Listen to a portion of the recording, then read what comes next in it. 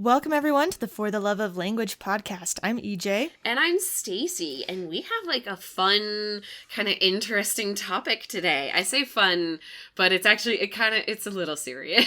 Right. We're going to talk about gaslighting. Yeah. Now, I think it's important to note the topic of gaslighting itself could be triggering for some people. Yes. And so we're coming at it from linguists. Yes, from a scientific linguistic perspective. We're not going to be talking about a whole lot of the social implications of it. We might share a little bit of personal experience, but we want to talk mostly about how it's processed and handled from like a linguistic and neurological level.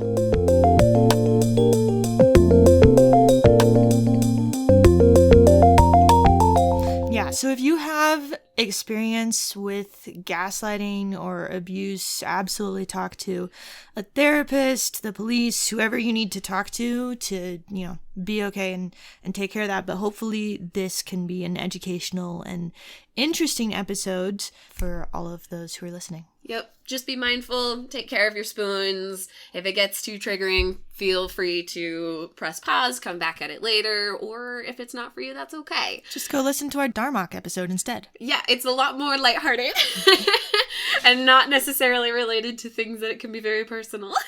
Right. So let's start out by talking about what is gaslighting. Yes, because it is a super hot topic in the world today. Now that like therapy has become very popularized, normalized, one could say, a lot of therapy language has now kind of been used and adopted for various things. But we want to kind of clarify what we're like our definition coming into it as linguists. EJ, do you want to take it away for us, the definition of gaslighting? So when I had pulled up a couple definitions online right before this, what came up was really making someone question their reality. Yes. Making someone question their own lived experience. Yes. Specifically with like the language that you use. So a lot of it is using language or using words to negate somebody's perspective or to counteract it in some way. Right. So you get examples of this in domestic abuse is frequently brought up. It also happens in less nefarious ways. Yeah. I don't think that all gaslighting is deliberate. No, I mean, it can definitely happen accidentally or unintentionally. Right. So let's say, for example, you had experiences growing up and your parents forgot about them. But for you, something was like a foundational, formative experience. Like, I remember this specific thing being traumatic. Yeah. And you bring it up with your parents, and they're like, I don't remember that. Yeah. They're like, maybe your parents are different. But I think in most cases, that wasn't a formative experience for them. Right. And they might not actually remember it even happening. Yes. Yeah, and so this is kind of what we wanted to talk about today, was this interesting, like, perception of reality kind of being based in our social experiences, and how all it takes sometimes is a person saying that they're experiencing something differently for you to kind of question what you're seeing or thinking or feeling or what you have experienced. Humans are incredibly social creatures, and I think we often underplay how social we are until it gets to points like this with like gaslighting, where our entire perception of who you might be or what might have happened to you is entirely based on what somebody else has said, and what somebody else thinks. And I think it's a really fascinating concept of we're at any given point building our reality together with the people around us. Yeah, it's super, super interesting. So I wanted to pull up a list of things that could constitute gaslighting. Yeah. And so I was looking through a few different articles, and there's one on Forbes called What is Gaslighting? Examples and How to Deal with It by Marissa Conrad. And I think it pulls up a good kind of succinct little list of things that could be gaslighting. And so I thought it might be interesting to dive into a few of those. Yeah, let's go for it.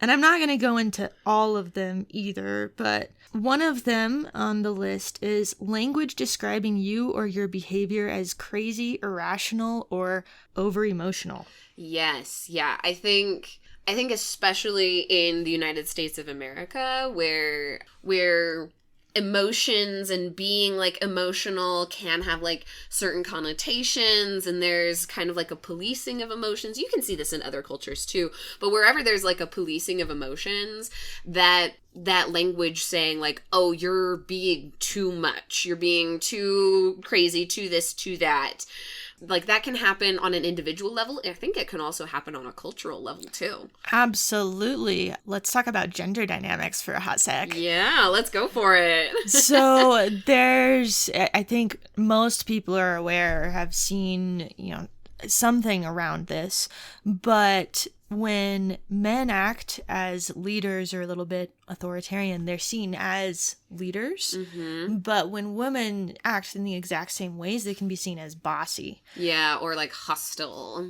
And I think that can actually be a really good example of this, is saying like, you're overreacting.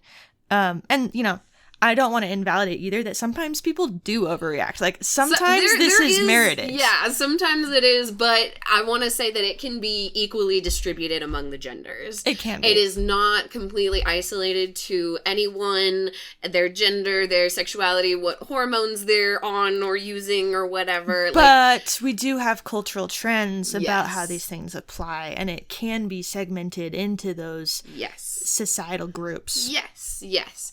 And the way that people perceive how emotional you are is very much like related to your gender presentation, etc. So even though physiologically we're all capable of experiencing high levels of emotion at any given point in time for whatever reason, how those emotions may be perceived is kind of dependent on all of these other like cultural social constructs.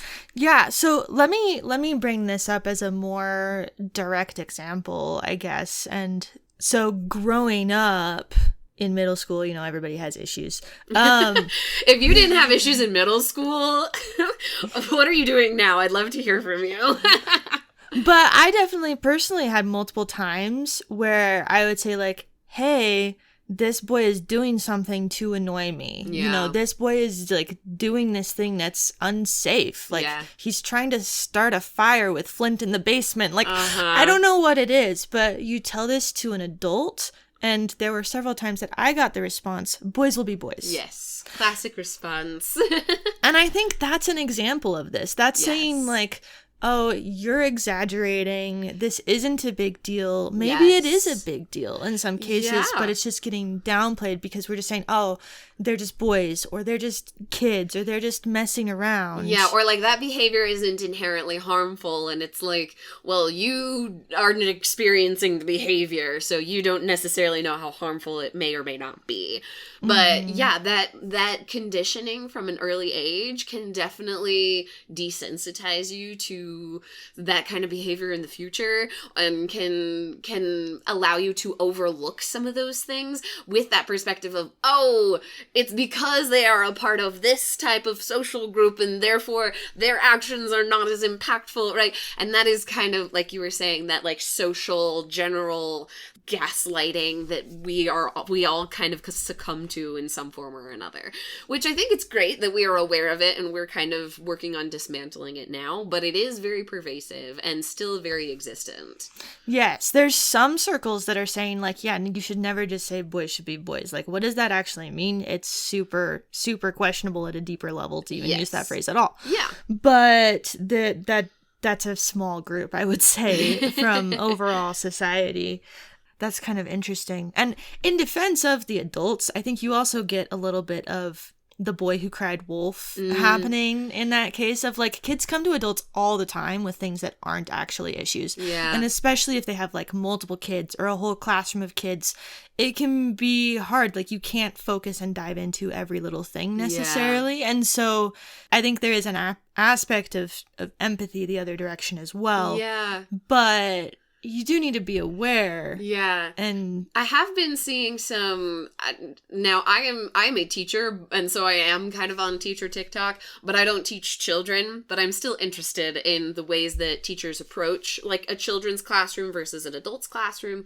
And this particular TikToker in Australia has a really interesting system of like how to manage like quote unquote emergencies, because like they work with 4, 5, 6-year-olds, right? And to like a 4, 5, or 6-year-old, like everything is like a big deal. But they like at the beginning of the year talk about like the different sizes of problems. Is this a little problem? Is this a big problem? Is this like a medium-sized problem? And like when they approach the adult and say, I have a little problem, and it's something of like, I can't get my marker open, like that easily done, or I have a big problem, like that can educating the children to kind of be aware of what might be perceived as like a big problem or a little problem, and then having that kind of like reflected by the adult of like, oh, what you think is a big problem is actually a little problem, but we're gonna solve it anyway, or approaching it like that. I'm like, I think that's a very interesting and like a good way of approaching it, and can kind of help children understand like what big problems and little problems can consist of. Definitely. So I want to move to a different item. Yes. A different item in the list here. So another one is tone policing. And it says, a gaslighter may criticize your tone of voice if you challenge them on something. Yes. And try and make it seem like you're the one to blame rather than your abuser. Yes. Yes. I have had this happen quite a few times personally, where you may say something just as like a statement in a completely neutral way, but someone's reaction to it might be more volatile, and they might kind of flip it on you and say, like, I might make an observation of like, oh, it looks like your water bottle is still on the table. Completely neutral, amoralistic, like it is an observation of something that I'm seeing, but somebody could be like, oh, so do you think that I'm a bad person? Do you think that I'm not clean because I left my water bottle on the table this one time? You know? It can be, that's an example of something that I've experienced in my life, and often how I've seen tone policing of something that could be a neutral interaction being turned into something that's a little more volatile.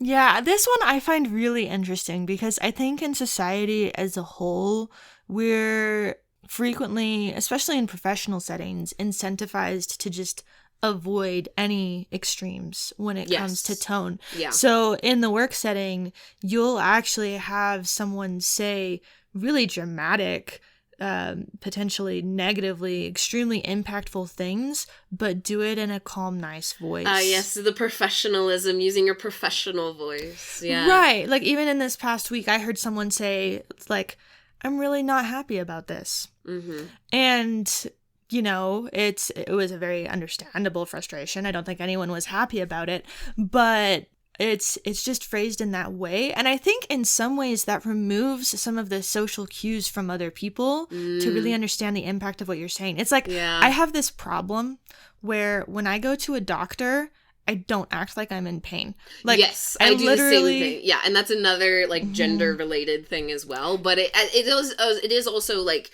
based on the hierarchies of like, oh, this person is the one who's in charge and can give me medicine to make me better. But I also have to act in like a professional way, so they take me seriously. Right, but at the same point, like I literally walked into the hospital because I'm about to give birth, and I'm just like, I'm gonna have a baby. And then like the person behind the counter is like freaking out, and it's like, well, it just is what it is. Or I had to go to a doctor's appointment not too long ago because I broke my toe.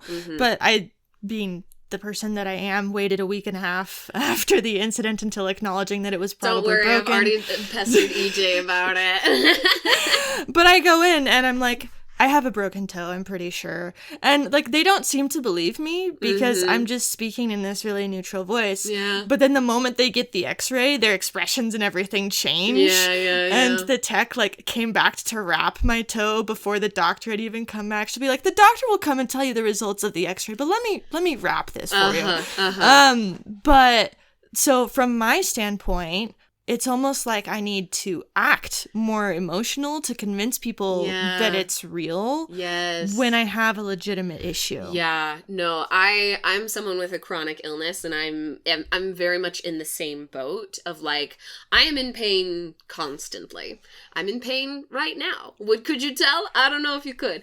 But oftentimes I have to convince people that I am in pain because like I don't like expressing that I'm in pain all the time, but like in order to get treatment sometimes I do have to maybe exaggerate a little bit or like let people know I'm like for me this is normal and I know that it's not normal, but I have to kind of realign my reality with yours to try and get something to happen. Mm-hmm. So it is like an interesting aligning of reality. I liked that phrase that I just said, aligning of realities. Right. And that's another one where, like I said, with the boy who cried wolf, I know people who work in the medical field and they get so many people coming in who just want drugs. Yeah. Yeah. And so I definitely understand, like, they need to be filtering on their end and they need to be taking everything with a grain of salt. Yeah. But then it does result in people like me feeling like we're never believed. Yes. And wondering, like, even when I have something like a broken toe, I don't even consider going to a doctor immediately because I'm like, it'll be fine. Yeah. No, my recent trip to the hospital, I say recent, it was about a year ago now. One of the nurses, I actually had a panic attack because one of the nurses accused me of drug seeking because I was like, I am in a lot of pain and this is like not cutting it. Please, can I have something else? And then they like mentioned a drug to me and I can't even remember the name of it. And I was like, I've never heard of that before. And then they started accusing me of like drug seeking and I'm like, I literally just don't know about drugs.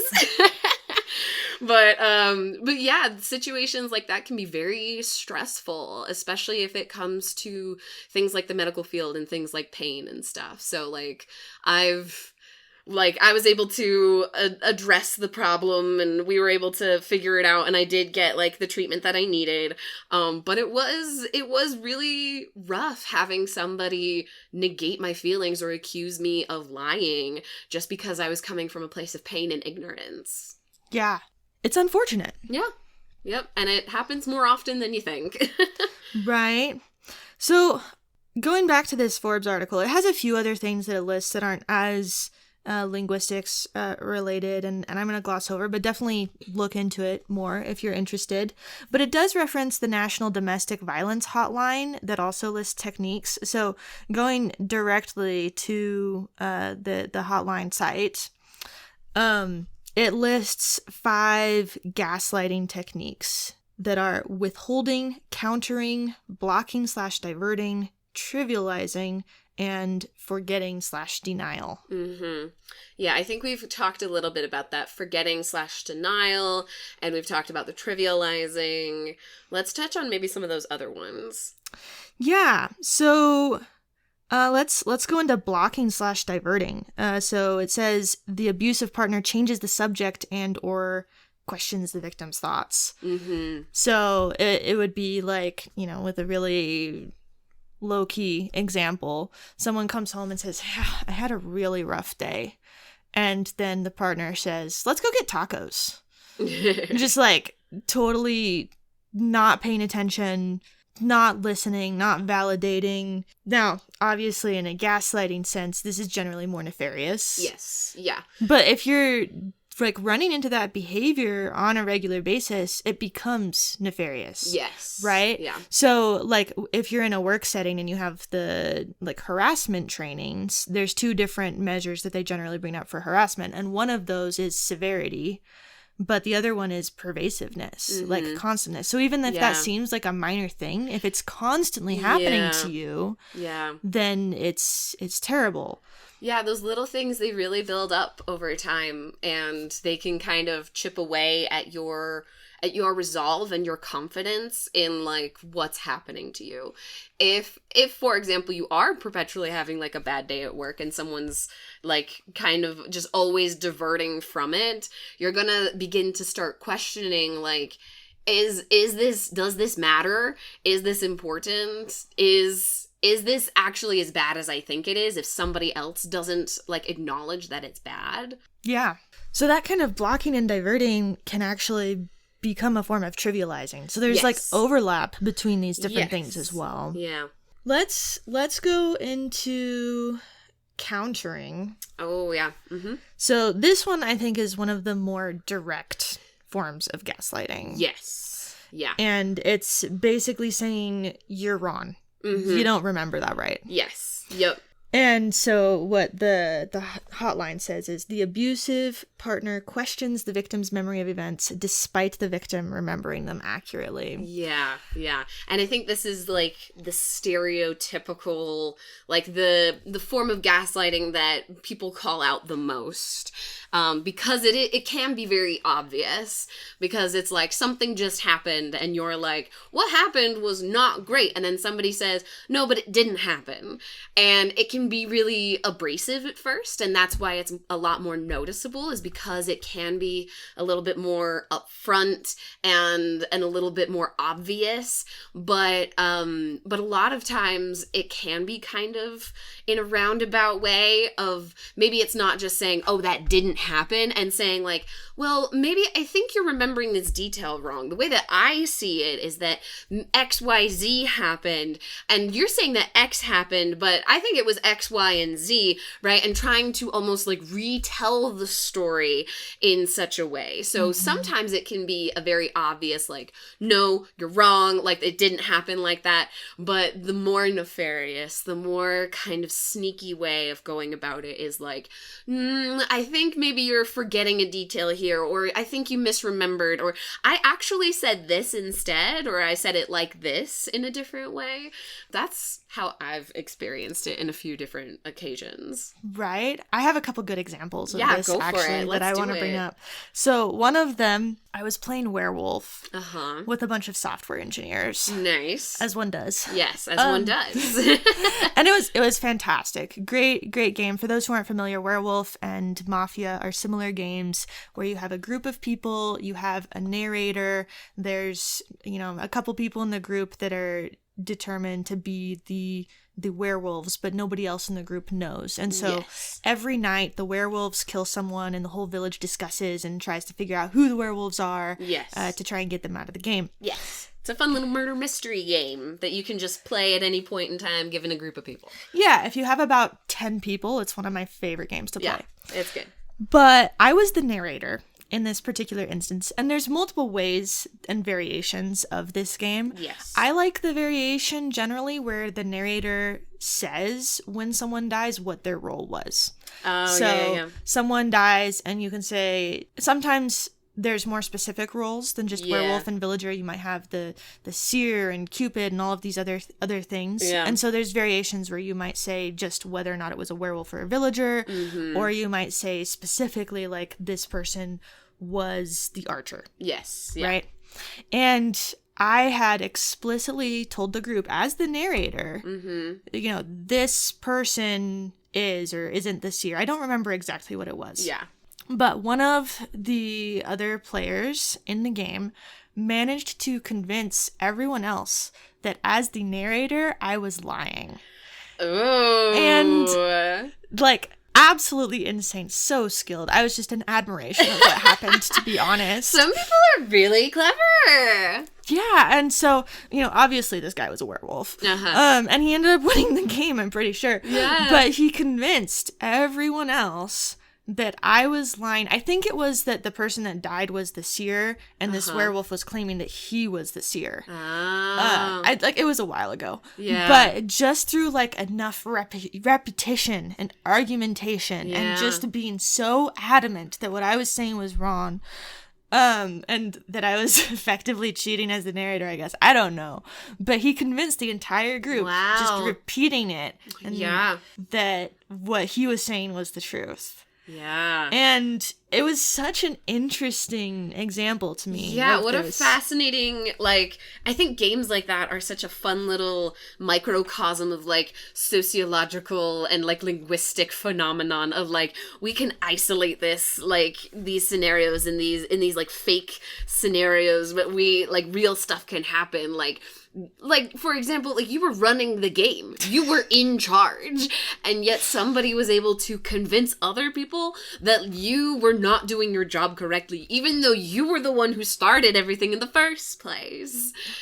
Yeah, and, like, obviously this is a game, and I wasn't at all bothered by this happening. It was hilarious. But, like, the cleverness, the wit, the amount of, like, argumentation. And we're gonna have an episode about argumentation and rhetoric in the future to talk a little bit more about that.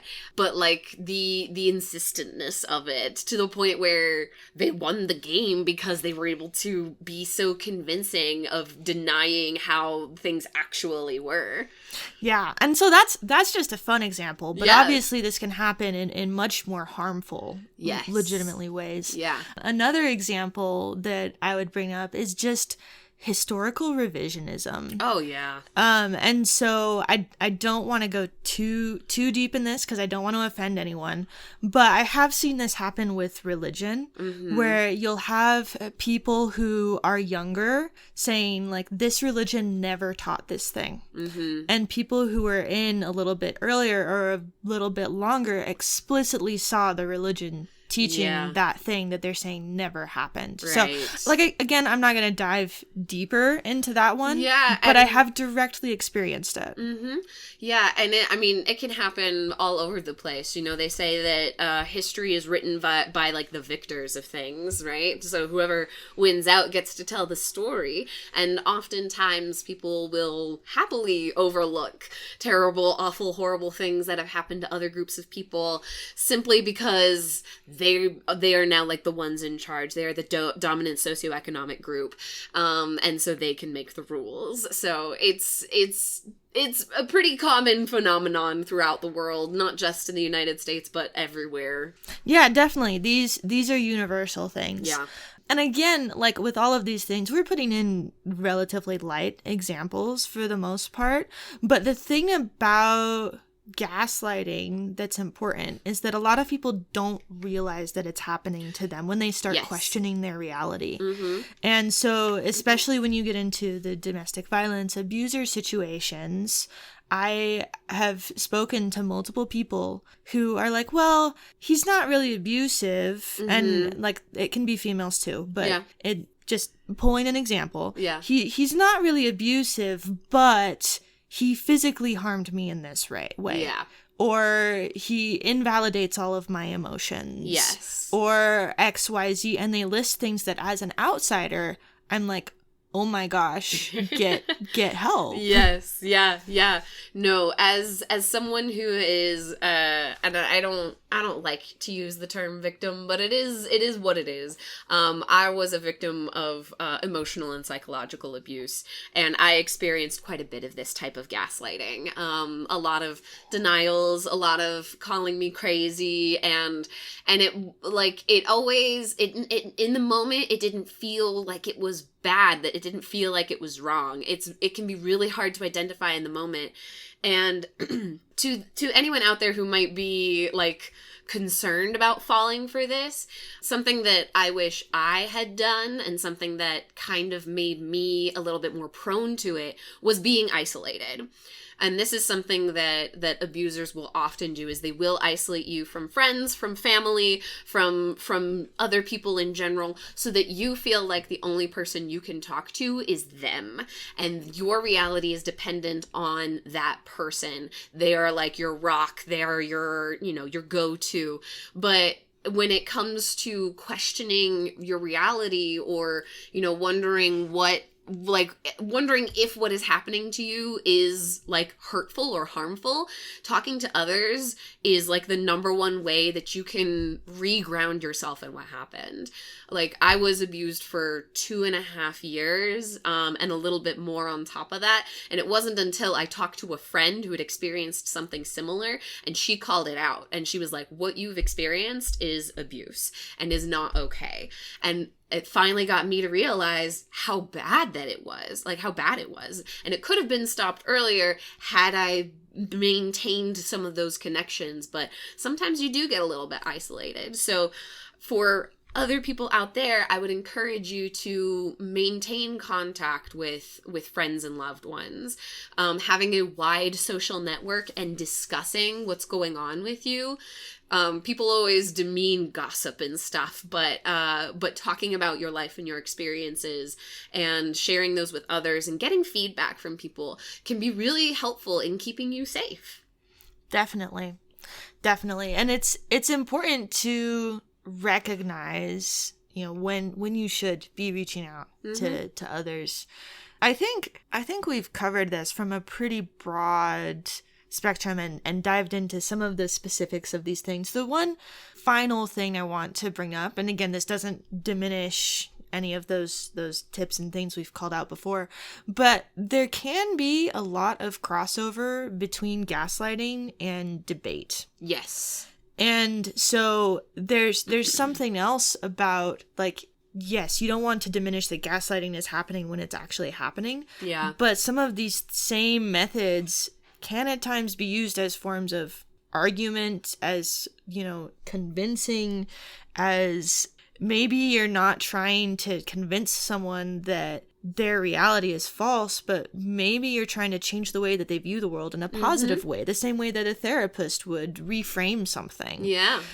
And so I do think there's an interesting thing. Just because someone says, oh, that's not how I remember it. Yeah. Or just because someone says, like, oh, I don't have time to talk about that right now. Yes. Or it feels like they're trivializing something at one moment, doesn't necessarily mean they're gaslighting either. Yeah.